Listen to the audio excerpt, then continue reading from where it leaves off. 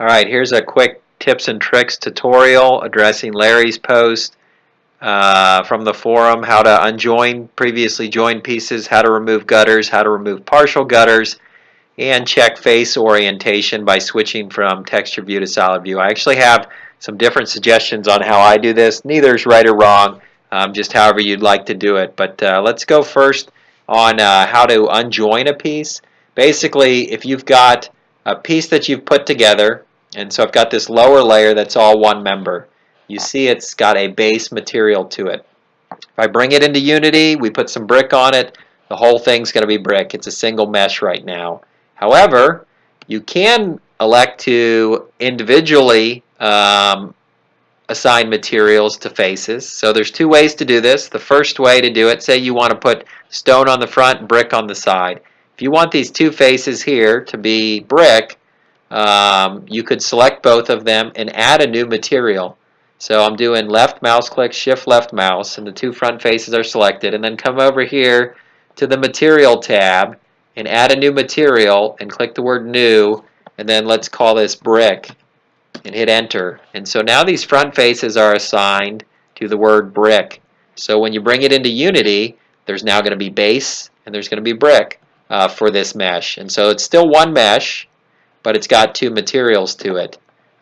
You may not want to do it that way. So now you can see this here. See how I've got it deselected. If I select the word base, actually it's selecting all of them. So I didn't assign it. I made the new material, but click on it, click the word assign, and now you'll see if I deselect, click the word base, click the word select. So now you'll see the outermost pieces are base. If I deselect again here, pick the word brick, hit select, you see these front faces are brick. So in the end you can separate materials.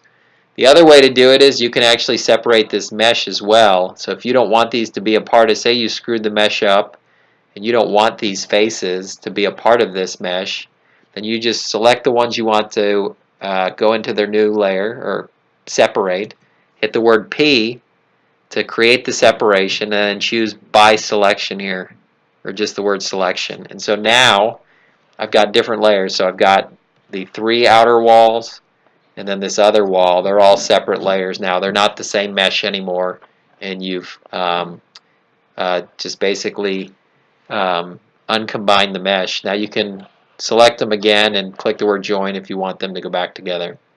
Alright, next point is removing gutters. So I'm going to take this roof here and move it out just so you can see it here. But what we're going to do is move this outer part of the gutter. And so say you just want the gutter here, but you don't want it over here. Go into face select mode and just use shift left mouse and select the outer faces, and then go GY point 2. And so it basically will collapse this outer layer on the other one. And then if you deselect with A, select the whole thing with A, and remove doubles, you've removed those extra vertices that were collapsed on itself. So just one more time, I'm going to deselect. Going to pick these outer ones, just going to squash this in as well. And I'm going to go GX 0.2. All my gutters are 0.2 in width, and so you can collapse them simply by just typing in the 0.2. So A to select the whole thing, and then click the word remove doubles. Alright, so now I'm going to Control Z out of that, just to show you a few more things here. One is sort of placement of the roof. So in Blender you may have a little bit of difficulty now snapping this back on. And let me tab out. Let me make this go away so you don't see that anymore. But let's take this roof and try to snap it here. What you'll see is if we got snapping on and we go to vertex snap and hit G, oftentimes it will end up snapping sort of on the end in a weird position.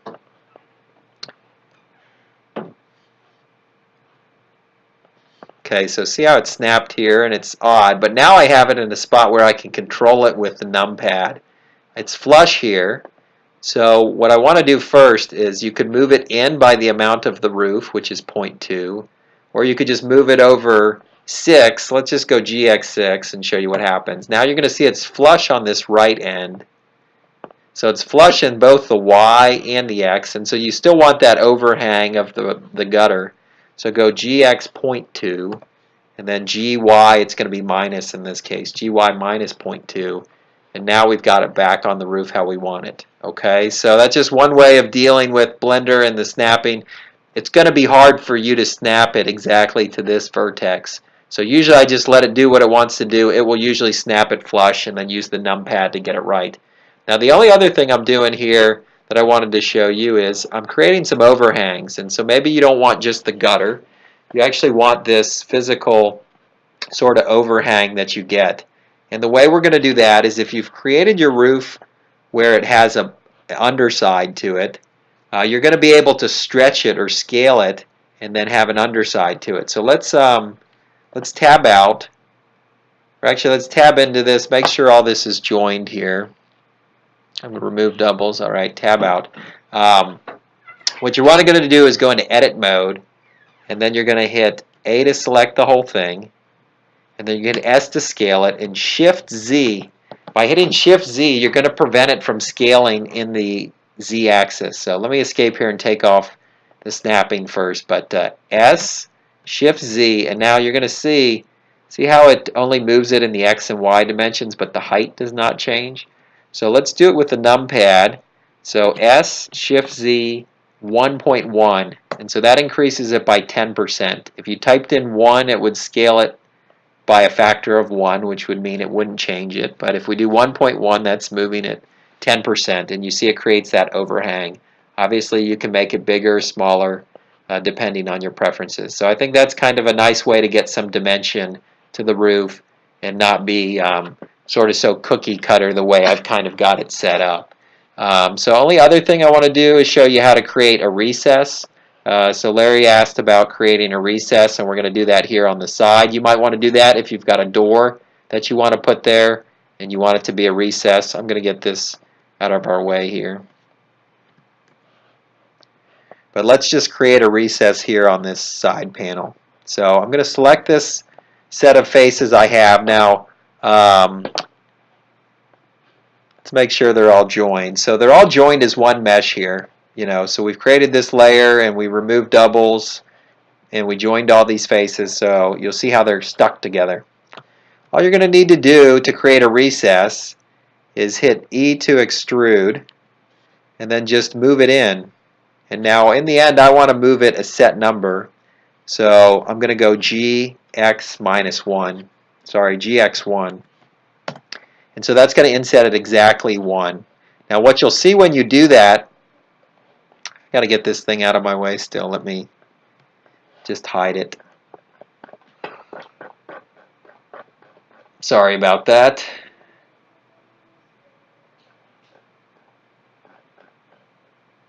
I don't know where this layer is. All right, and we can even get this out of our way as well. Okay, so now the only thing you'll see is we got to do the texture mapping. And what happened is when you intrude, it actually doesn't have any material assigned to these faces here. So first we're going to pick the ones that went white here, and just the base layer selected, click the word assign, and that's going to assign a material. And they're not unwrapped yet, so you can hit U and that will unwrap them. And then come over to the right panel in the unwrapping and let's pick the face out, UV pattern face out. And so now you'll see it's assigning a material to them, and it's it may not be exactly where you want it. If you pick that and go GY, you can move it to exactly where you want it. Pick the side faces here, click U, unwrap as well. And so you'll see you're now just giving a texture or a material to this. And well, that one actually kind of wraps kind of neat the way that is. So you can kind of mess around with that. You'll have to bring it into Blender or Unity and see how that works for you. But that's basically how I would go about creating a recess. And then you still obviously have this roof on the recess and there's nothing that's invisible. Only one other thing I guess, sorry, I wanted to address was his last point, which was on the normals issue. Sometimes your normals are facing inward. So if you go into solid view, I'm going to change the normal on this. And if the normal is facing inward on this, when you bring it into Unity, you're not going to see this panel. It's going to be invisible. And the way you can know that in Blender is if you hit N here and you bring up the display. There's something down here that says Mesh Display toward the bottom. And if you click on this under normals, it's going to show you your normals.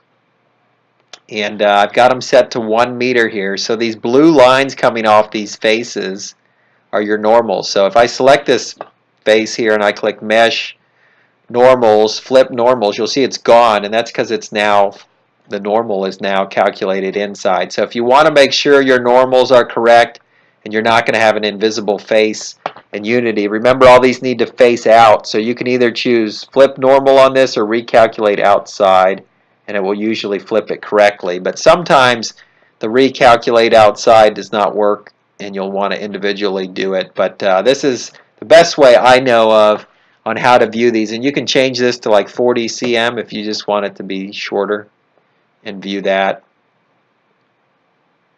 And so that should take care of it. Good luck.